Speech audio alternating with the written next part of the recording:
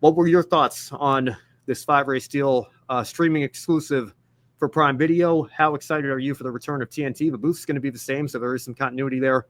And are you excited at all for this in-season challenge, which isn't even going to include one of the winners from the last 3 races because SVG didn't make the top 32 in points? But I digress. What are your thoughts? Well, let's hold off on the in-season challenge part. The Prime coverage, um, widely praised, and for good reason. I think the biggest thing for me, a lot of others will focus on just how well they are able to orchestrate each race as an event and not just a piece into who's going to make the playoffs next, or not. Wow, wacky stuff! Look at this! Whoa, look at this! It's making each race as an event, which I like too. But the really the biggest thing that's sticking out with me, leaving the prime part of this year's coverage, is just how clear and crystal clear the picture was, and the sound too. I mean, the sound quality, picture quality. I didn't realize that we could have a broadcast look so clean. Of course, used to it. We're used to it with Formula One, um, and that goes over ESPN here in the states. So I don't see why we can't have that same level of quality with NBC Universal or with Fox, because I've seen this with IndyCar too. I'm not sure what goes into putting the feed out from the truck to all the systems it has to go through to get to our TV screen or phone from NBC. But that quality is always just always been missing something to me, especially when you see like the ticker next to the like sometimes it's a little more pixely than you think it should be. Even with like the best screen, it's still like you can't get the best picture quality out for some reason. But Prime, I guess that's one of the advantages to being a direct to streaming service, among other things. The other thing is they get to have the really long pre-race and post-race activity, which it's been a gaping hole since NASCAR Race Hub left us with FS1, which granted wasn't always the best content either. Sometimes I know from some that it kind of fell from grace after a few years, or after many years into it. But it was kind of a fossil itself from the days of Speed and having the Speed channel and having that 24/7 sort of activity going on. And I think Wind Tunnel is looked at as probably the pinnacle of, yeah, that's when Speed was on top of the world. And also just like Trackside Live and having things like that, which John Roberts and Kenny Wallace are still doing that. It's alive and well, man. It just needs to be put on TV, which I hope that can make its way back to TV somehow, whether it's with John Roberts and Kenny Wallace or not. But I hope someone can pick that up, because it's gaining a lot of traction, at least on for the fan zone, fan experience part of things, and that they're able to live stream that on YouTube. I'm going all over the place here, but back to the Prime coverage. Having all that, the intro outro coverage is amazing. Picture sound quality is amazing. The booth is firing on all cylinders. Are there mistakes? Sure, there's going to be mistakes in every broadcast. Get used to it. Like that's what's going to happen. But I think it's been wonderful. And then now returning to TNT, I don't think they're going to be what we think it's going to be.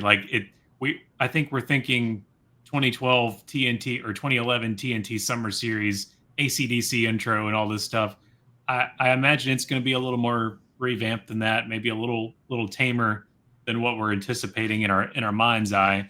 And seeing some things from Matthew Owens about the possible future of TNT. I don't know how much they're willing to go all in with their presentation and stuff, but we'll see what it looks like. I have a feeling it might be more like seeing USA, NASCAR on USA, or NASCAR on True TV, where it's which we're about to see with practice and qualifying. But I think it's going to be a little more like, yes, it's on this, but we don't really have too much of our own identity. It's basically a Amazon Junior, or whatever they want to do. But I'm glad they're retaining some of the booth from Amazon, I think, or from Prime. That's going to be important, because Junior, for one, was saying like he doesn't feel like he's got enough time to we're just getting going, and we're just going to disband it. So I'm glad they're retaining a lot of that talent, and also Alan Cavana being a part of the TNT broadcast. He fell off there on the Fox coverage after some moves were made, and has been doing really well behind the scenes and with PRN. But really glad to see him get back in front of a camera where his talent level belongs. And so now this in-season challenge. I'm not into the March Madness stuff really. I mean, I like watching the excitement of it. I'm not into I used to be into making picks, just for fun, but never, I think I made like $12 one time for just like getting enough right, maybe in like 2020 off like an iRacing event.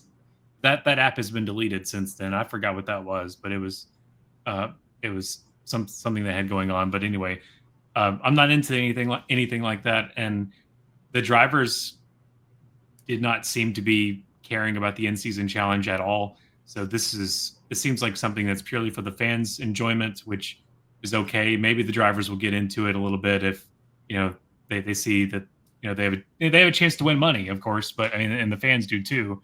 But again, it's kind of like the All-Star race purse, where it's like, yeah, is that really a lot for them $1 million nowadays? doesn't go as far as it used to. Yeah, exactly. Yeah, 1 million. Yeah, 1 million. It's not really the same as it was, and it's just more of a publicity thing. And also for TNT to have something for their leg of the season, the month of July, basically going all the way to the Brickyard 400, it gives them something to keep track of. But just from my experience of this one weekend at Nashville, it was like the media was really invested in asking the drivers about it, and they were just like, yeah, I don't care. That's basically what I got then. Maybe they're going to care a little bit more about it now that we're finally here, but it might have been that kind of thing where like they only see 1 week ahead, like they're still thinking about Mexico and no thought about the in-season challenge. But as a game show fan, I imagine you might be a little more hyped for an in-season challenge. I feel like I want to be. Maybe I should be. It does feel like it's got kind of that game show vibe to it. Like, we're filling out a bracket here. We're going to have these head-to-head challenges, kind of a race within a race, so to speak. But the race fan in me just sees it kind of as another gimmick. But I've told Matthew Owens this as well. It's simply not the straw that breaks the camel's back for me. I don't know, but I disagree with anything that he said. I'm just not as upset about it because I'm at the point where we have so many gimmicks, in my opinion anyway, between playoffs and stage racing and overtime and all sorts of other quirks that we've introduced in the last 21, 22 years. Have your goofy little in-season tournament at this point. I don't really care. It'll be something for TNT and those guys to look at, I guess, and hype up. And it'll be cool for whoever wins it, I guess. Although, like I said, $1 million doesn't go as far as it used to when that prize was introduced. Certainly going back to the Winston Million and the Noble 5 or whatever.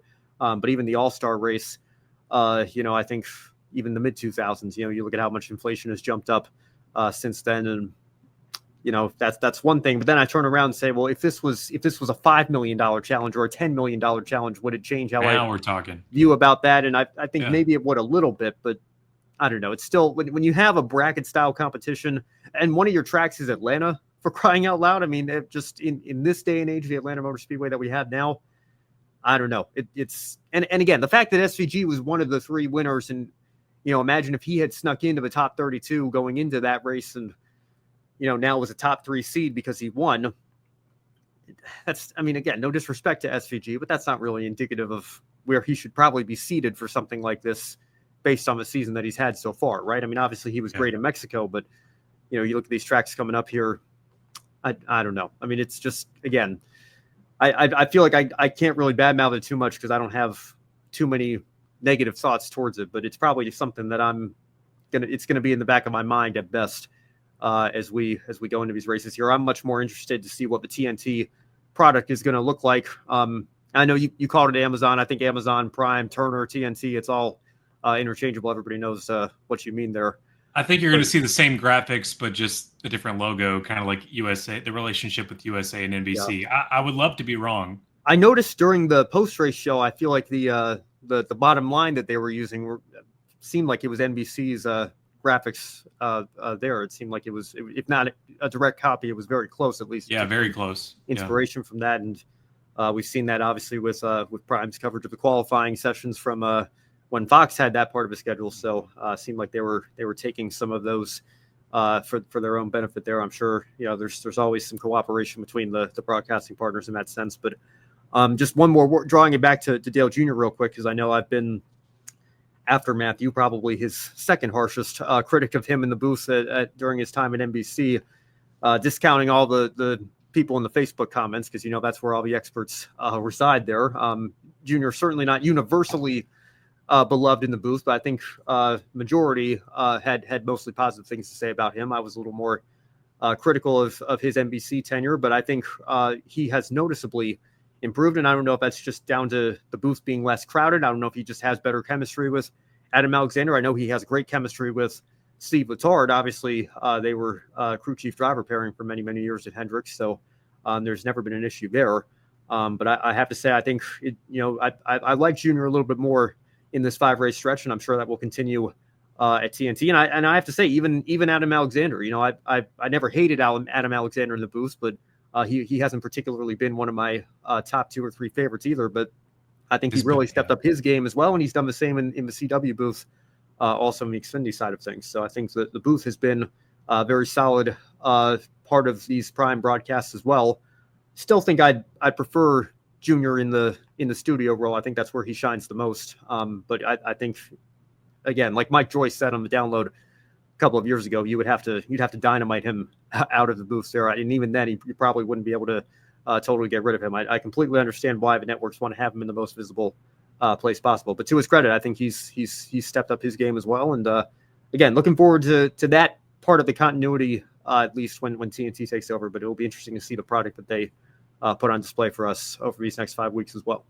I think looking back 30 years from now, Ben will be really happy that Junior was where he was for this moment in time in the booth, sure, as much as he can. And also your comments on AA, like, yeah, his best work came the moment he got on the CW, and then it was immediately topped whenever he got on Prime, starting up at Charlotte. It's just been, I've always respected Adam Alexander, just was never one of my, I guess not really one of my favorites until, I don't know, just like a different direction was given. I really don't know if it's like a difference between working with Fox and these others or what. I mean, it's like his whole demeanor, personality, motive changed. Yeah, I would not. I think that plays no small role sometimes in what happens behind the scenes. And again, people are going to have their opinions and their comments on the Fox coverage. We know that for sure. I did see. I was only kind of half paying attention. I saw there was briefly a clip with some Muppets. I don't know if Amazon was teasing something during the post-race show, but I did see somebody tweeted, if this was another network, I know we'd be trashing them and going crazy here. And again, I think a lot of that comes down to overall presentation. Like, I'm sure if Fox was doing a puppet skit, then we'd just say, oh, that's just Fox being Fox. When that's all the culture that their coverage has brought to us over the last decade plus or so, we've come to expect that, and I think we get a little more annoyed by that. Whereas if Prime just wants to have some fun here or there and not take themselves too seriously, while also maintaining a serious nature on the broadcast overall, and making sure that they are presenting the sport in a serious manner most of the time, then I think that's probably why you get different reactions in those different circumstances. There's a delicate balance, and Fox definitely has become sometimes a caricature of its former self. That's the perfect word for it. Yep. Yeah, and it's painful to watch sometimes, but they still, like, granted, they still do shine. They have moments when they still do shine, in my opinion, but unfortunately, they're just not as often as they ought to be with the tenure that they have and the contract that they have.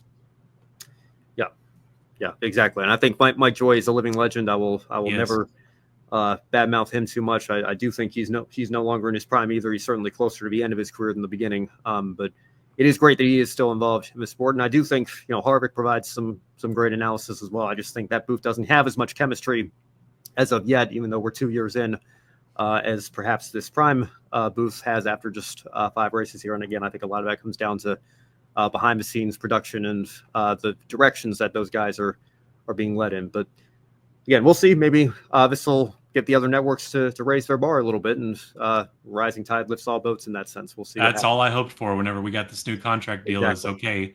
I hope the folks that are retaining their contracts are going to be like wide-eyed and stepping it up moving forward. Yeah. And I think it's no coincidence that you see even more complaints about the Truck Series coverage, because there is no competition for Fox on that side of things, and that does concern me a little bit. With the Xfinity broadcasts with the CW, will they start becoming a little more relaxed as they get into their contract a little bit?